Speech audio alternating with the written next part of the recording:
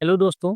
आज हम आप लोगों को इस वीडियो के माध्यम से बताने वाले हैं कि अगर आप पोस्ट ग्रेजुएशन में एडमिशन लेना चाहते हैं यानी कि एमए, एमएससी, एमकॉम अगर आप करना चाहते हैं तो आपको अपनी जो है रजिस्ट्रेशन कैसे करना है, चॉइस फिलिंग कैसे करना है इस नए पोर्टल में, इसकी पूरी प्रोसेस स्टेप बाय स्टेप बताने वाला हूँ। वीडियो अच्छा लगता है तो आप हमारे चैनल को लाइक, शेयर एंड सब्सक्राइब जरूर करें एंड बेल आइकन के नोटिफिकेशन को ऑन कर लें ताकि आने वाली कोई भी नई अपडेट सबसे पहले आपको मिल सके। चलिए हम वीडियो को शुरू करते हैं।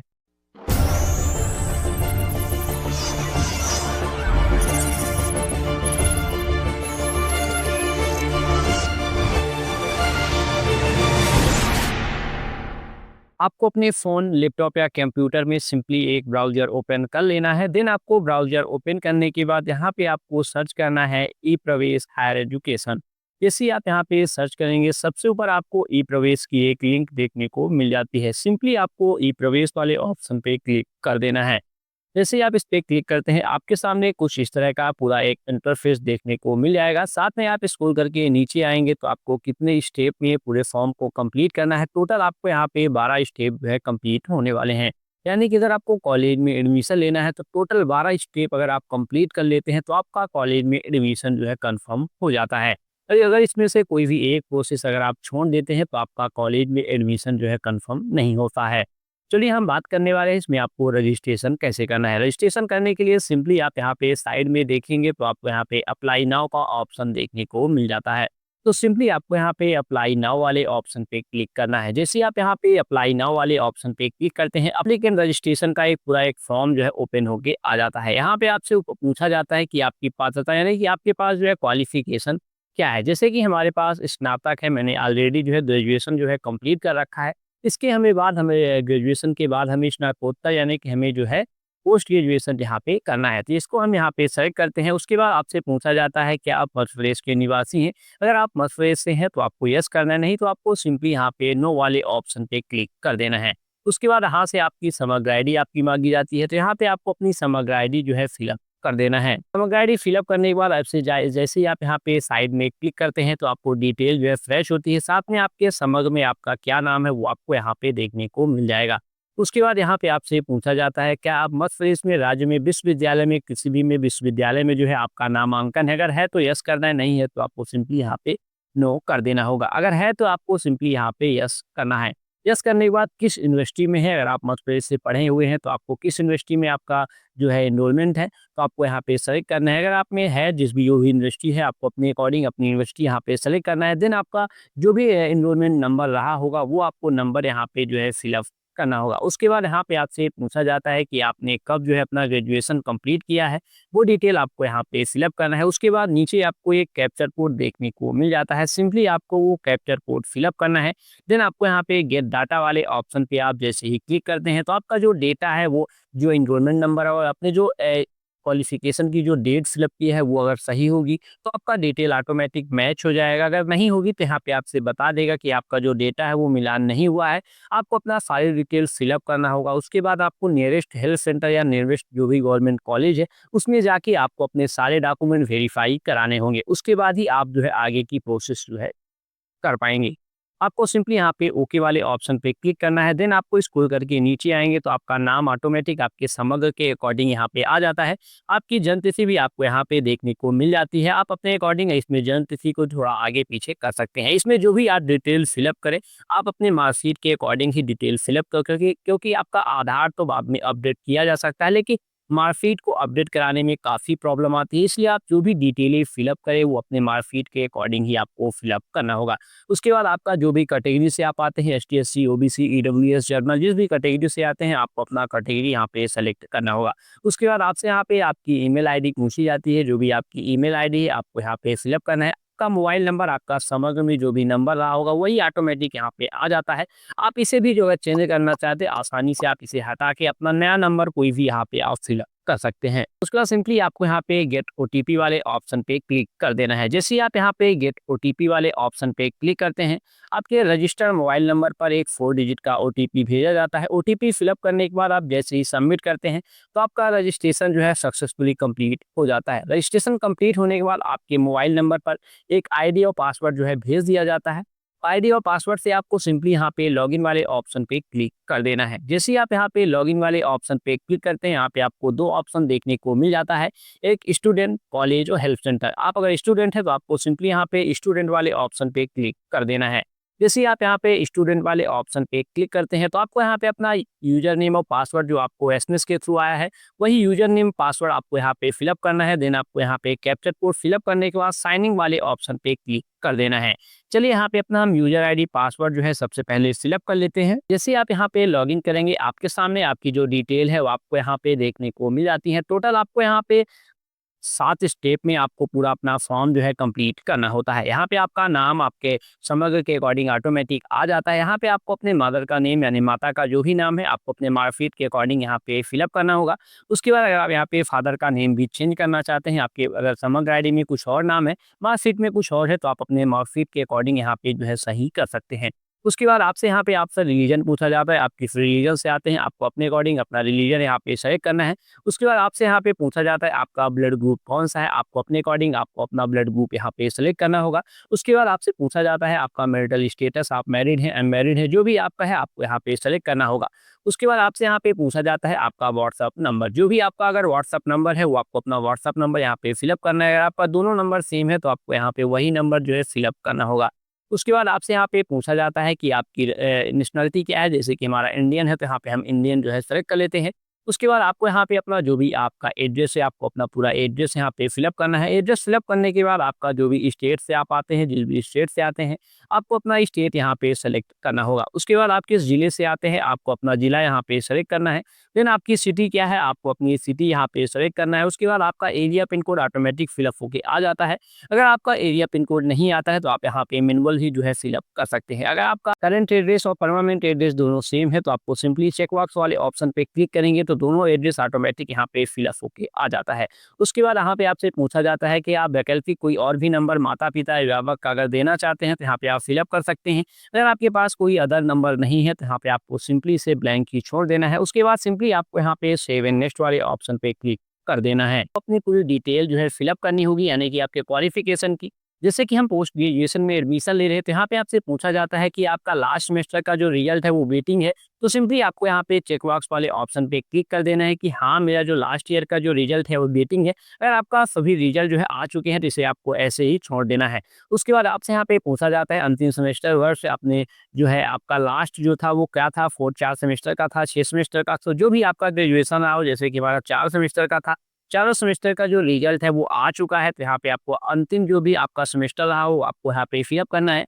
साथ में यहाँ पे आपसे पूछा जाता है अंतिम डिग्री आपकी क्या थी, आपने बीए किया है, बीएससी किया है। जैसे कि मैंने बीए का रखा है तो यहाँ पे हम बीए जो है सेलेक्ट कर लेते हैं। उसके बाद यहाँ पे आपसे पूछा जाता है कि आपने जो बीए किया है किस सब्जेक्ट से किया है। जैसे कि मेरा जो बीए था वो हिस्ट्री से था तो यहाँ पे हम हिस्ट्री जो है सेलेक्ट कर लेते हैं। उसके बाद यहाँ पे आपकी जो डिटेल है, आपने क्वालिफिकेशन की डिटेल स्टार्टिंग में फिलअप किया था वो ऑटोमेटिक यहाँ पे फिलअप होके आ जाता है। उसके बाद यहाँ पे आपसे पूछा जाता है कि आपका जो यहाँ पे ग्रेड था, परसेंटेज था। जैसे कि हमारा परसेंटेज था तो यहाँ पे हम अपने अकॉर्डिंग अपना परसेंटेज जो है फिलअप कर लेते हैं। यहाँ पे पूछा जाता है कि आपने कितने नंबर पाया है वो आपको यहाँ पे फिलअप करना है, और कितने में से कितना नंबर आपने पाया है वो आपको यहाँ पे ऑटोमेटिक जो है फिलअप होके आ जाता है। उसके बाद सिंपली आपको यहाँ पे सेव एंड नेक्स्ट वाले ऑप्शन पे क्लिक कर देना है। जैसे ही आप यहाँ पे सेव एंड नेक्स्ट वाले ऑप्शन पे क्लिक करते हैं, यहाँ पे आपसे आपकी आपार आईडी यानी एबीसी आईडी मांगी जाती है। एबीसी आईडी या आपार आईडी क्या होती है, इसका वीडियो मैंने ऑलरेडी बनाया हुआ है, डिस्क्रिप्शन पे उसकी लिंक मिल जाएगी। वो वीडियो देख के आसानी से आप अपनी आपार आईडी या एबीसी आईडी यहाँ पे आप बना पाएंगे। चलिए हमारी यहाँ पे एबीसी आईडी ऑलरेडी बनी हुई है तो यहाँ पे हम अपनी एबीसी आईडी जो है वो यहाँ पे हम लिख देते हैं। एबीसी आईडी लिखने के बाद आप जैसे ही वेरीफाई वाले ऑप्शन पे क्लिक करते हैं, यहाँ पे आपसे पूछा जाता है कि आप रिजर्वेशन जो आरक्षण का विवरण है वो आपको यहाँ पे फिलअप करना होगा। क्या आप मध्य प्रदेश की मूल निवासी हैं, तो सिंपली आपको यहाँ पे यस करना है। यस करने के बाद यहाँ पे आपका जो भी निवास का जो नंबर है वो आपको यहाँ पे जो है फिलअप करना होता है। चलिए यहाँ पे हम निवास का जो नंबर है वो सबसे पहले फिलअप कर लेते हैं। इसके बाद आपसे पूछा जाता है कि आप मिनोरिटी स्टेटस जो भी आपका है, अगर आप अल्पसंख्यक की स्थिति में आते हैं तो यस करके उसकी डिटेल फिलअप करना, अगर नहीं आते हैं तो सिंपली आपको यहाँ पे नो वाले ऑप्शन पे क्लिक करना होगा। यहाँ पे आपसे बताया गया है कि आपका जो डोमिसाइल सर्टिफिकेट है वो आपको वैलिड नंबर फिलअप करना है, साथ में आपको वैलिड डेट फिलअप करनी है कि किस दिन आपका जो है निवास जो है बन के कम्प्लीट हो गया था। अगर इसमें आप गलत डिटेल फिलअप करेंगे तो आपकी डिटेल जो है गलत हो जाएगी। तो यहाँ पे आप जैसे ही सही डिटेल फिलअप करेंगे ऑटोमेटिक यहाँ पे वो पीडीएफ जो है अपलोड हो जाएगा। यहाँ पे आपको किसी भी प्रकार का कोई भी पीडीएफ अपलोड करने की ज़रूरत नहीं पड़ेगी। मैं आपको बताने के लिए यहाँ पे कुछ भी जो है डिटेल फिलअप करके आपको यहाँ पे हम चीज़ें बता रहे हैं। हाँ, इसके बाद आपसे यहाँ पे पूछता है कि आपके पास वोटर आईडी है, अगर आपके पास वोटर आईडी है तो आपको यस करना है, नहीं तो आपको सिंपली यहाँ पे नो कर देना है। क्या आप बीपीएल कार्ड धारक हैं? अगर है तो आपको यस करके उसकी डिटेल फिलअप करनी है, नहीं तो आपको सिंपली यहाँ पे नो कर देना है। उसके बाद यहाँ पे आपसे पूछा जाता है कि आपके माता-पिता केंद्र सरकार में सरकारी कर्मचारी हैं, किसी भी फील्ड में अगर आप वो जो है गवर्नमेंट जॉब में है तो आपको यस करके उसकी डिटेल फिलअप करनी है, अगर नहीं है तो आपको सिंपली यहाँ पे नो कर देना होगा।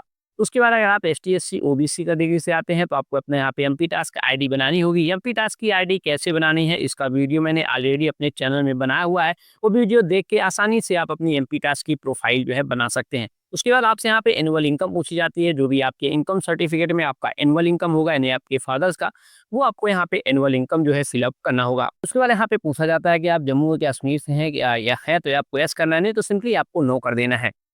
उसके बाद आपसे पूछा जाता है आपको किसी भी प्रकार की अगर डिसेबिलिटी है तो आपको यस करना है, नहीं तो आपको नो करना होगा। उसके बाद अगर किसी भी क्लास में अगर आप आते हैं तो आपको यस करके उसकी डिटेल फिलअप करनी है, अगर नहीं आते आपको यहाँ पे नन वाले ऑप्शन पे क्लिक करना होगा। उसके बाद यहाँ पे आपसे पूछा जाता है कि आपके पास एनसीसी या एसएस सर्टिफिकेट है तो यस करना है, नहीं तो आपको सिंपली यहाँ पे नो करना होगा। उसके बाद कुछ यहाँ पे आपको इस फोर्स जो है सर्टिफिकेट देखने को मिल जाता है, अगर आपके पास है तो यस करके वहाँ पे चेक बॉक्स वाले ऑप्शन पे क्लिक करके उसकी डिटेल फिलअप करनी है और साथ में वो सर्टिफिकेट भी आपको अपलोड करना होगा। अगर नहीं है तो सिंपली आपको इसे ब्लैंक ही छोड़ देना है। उसके बाद आपको यहाँ पे पूछा गया है कि आपके पास वन स्टेप के अंतर्गत आते हैं, यानी कि आप किसी भी गवर्नमेंट स्कूल में अगर आप शिक्षक के रूप में कार्य कर रहे हैं, जैसे कि अतिथि शिक्षक, गेस्ट टीचर के रूप में, तो आपके पास क्या अनापत्ति प्रमाण पत्र है, या तो आप परमानेंट जॉब में है किसी भी गवर्नमेंट स्कूल में, तो क्या आपके पास अनापत्ति प्रमाण पत्र है? अगर है तो यस करके उसकी डिटेल फिलअप करनी है। अगर आप ऐसी प्रकार की कोई भी वन स्टेप के अंतर्गत आते ही नहीं है तो आपको सिंपली यहाँ पे नो करके सेव एंड नेक्स्ट वाले ऑप्शन पे क्लिक कर देना है। जैसे ही आप यहाँ पे सेव एंड नेक्स्ट वाले ऑप्शन पे क्लिक करते हैं तो आपको यहाँ पे 4 डॉक्यूमेंट अपलोड करने होते हैं। सबसे पहले आपको यहाँ पे अपनी एक फोटो अपलोड करनी है, जिसका साइज जो है यहाँ पे 10 केबी से 5000 केबी के बीच में होना चाहिए, यानी कि जो फोटो का साइज है वो काफ़ी अच्छा होना चाहिए, क्योंकि यहाँ पे जो साइज है वो काफ़ी अच्छा दिया हुआ है आपको। उसके बाद सिग्नेचर का भी जो साइज है वो 10 केबी से 5000 केबी के बीच में होना चाहिए। इसके बाद यहाँ पे आपको 2 मार्कशीट देखने को मिल जाती है, लेकिन यहाँ पे मार्कशीट का नाम नहीं मिला है कि आपको कौन-सी मार्कशीट जो है अपलोड करनी होगी। तो जैसे कि आप लोगों को पता है कि डेट ऑफ बर्थ प्रूफ के लिए आपको 10th की मार्कशीट अपलोड करनी होती है, और यहाँ पे एक मार्कशीट का जो ऑप्शन है, जैसे कि आप अगर पोस्ट ग्रेजुएशन के लिए अप्लाई कर रहे हैं तो आपको अपना ग्रेजुएशन के लास्ट ईयर की जो भी मार्कशीट है वो अपलोड करनी होगी।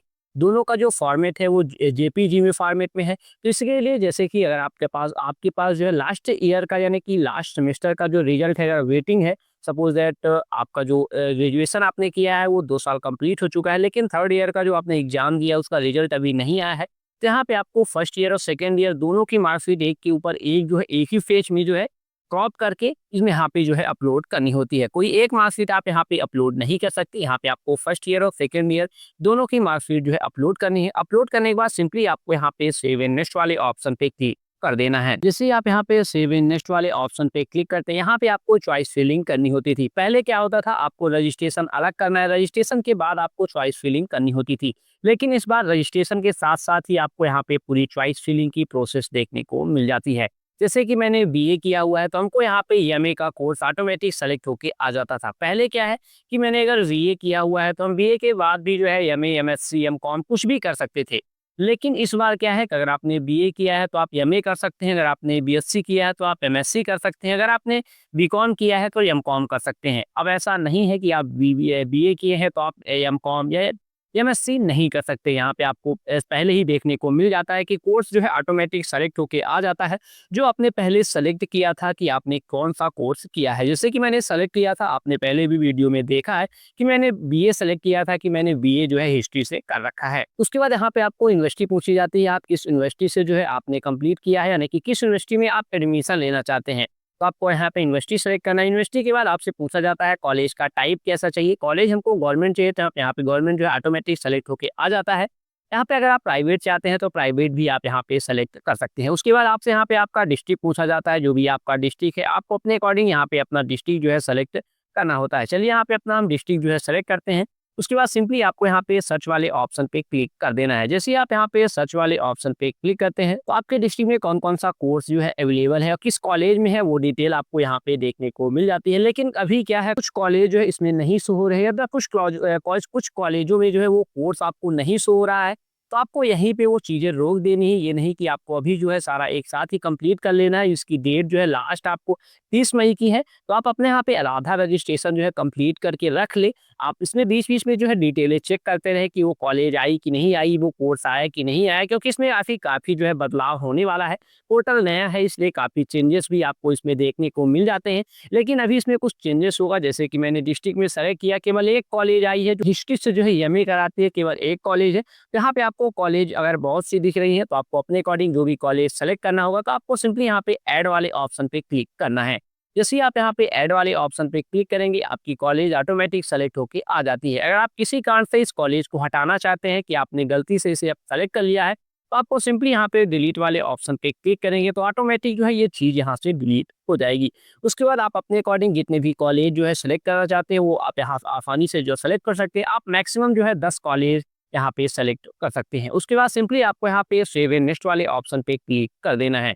जैसे ही आप यहाँ पे सेव एंड नेक्स्ट वाले ऑप्शन पे क्लिक करते हैं, तो आपके सामने पूरा एक प्रीव्यू पेज जो है ओपन होके आ जाता है। यहाँ पे आपको अपनी पूरी डिटेल एक बार अच्छे से वेरीफाई कर लेनी है कि आपने जो डिटेल फिलअप किया है वो सही है कि नहीं है। अगर आपकी सारी डिटेलें सही है, तो सिंपली आपको स्क्रॉल करके नीचे आना है। देन आपको यहाँ पे जनरेट ओटीपी वाले ऑप्शन पे क्लिक कर देना है।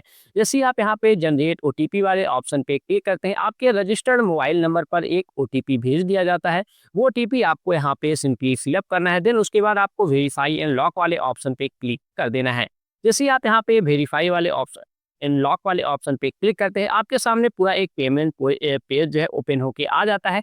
पेमेंट करने के लिए आप यहाँ पे गूगल पे, फोन पे, पेटीएम या भीम यूपीआई के माध्यम से क्यूआर कोड स्कैन करके आसानी से आप यहाँ पे पेमेंट कर सकते हैं। अगर आप क्यूआर कोड से पेमेंट नहीं करना चाहते, तो आपको यहाँ पे नीचे एक यूपीआई आईडी का भी ऑप्शन देखने को मिल जाता है। यहाँ पे आप अपनी यूपीआई आईडी लिख के मेक ए पेमेंट के ऑप्शन पे जैसे ही क्लिक करेंगे, तो आपके जिसकी भी आपने यूपीआई आईडी दी है, उस यूपीआई ऐप में आपको वहाँ पे एक लिंक पेमेंट करने के लिए आ जाएगी। आप वहाँ पे जैसे ही पेमेंट करेंगे, तो आपका फॉर्म जो है सक्सेसफुली कंप्लीट हो जाता है। अगर आपको अपना फॉर्म भरने में किसी भी प्रकार की कोई भी प्रॉब्लम आती है, तो आप हमसे कमेंट करके वो जानकारी पूछ सकते हैं, या तो डिस्क्रिप्शन पे इंस्टाग्राम की लिंक है, उस पे भी डीएम करके आप हमसे वो जानकारी पूछ सकते हैं। आप हमारे व्हाट्सएप चैनल को भी ज्वाइन कर सकते हैं, जिसमें मैं टाइम टू टाइम सारी अपडेटेड जो है सबसे पहले उसमें मैंने प्रोवाइड करा देता हूँ। उसकी भी लिंक आपको डिस्क्रिप्शन पे देखने को मिल जाती है। वीडियो अच्छा लगा हो तो आप हमारे चैनल को लाइक, शेयर एंड सब्सक्राइब जरूर करें, एंड बेल आइकन के नोटिफिकेशन को ऑन कर लें, ताकि आने वाली कोई भी नई अपडेट सबसे पहले आपको मिल सके।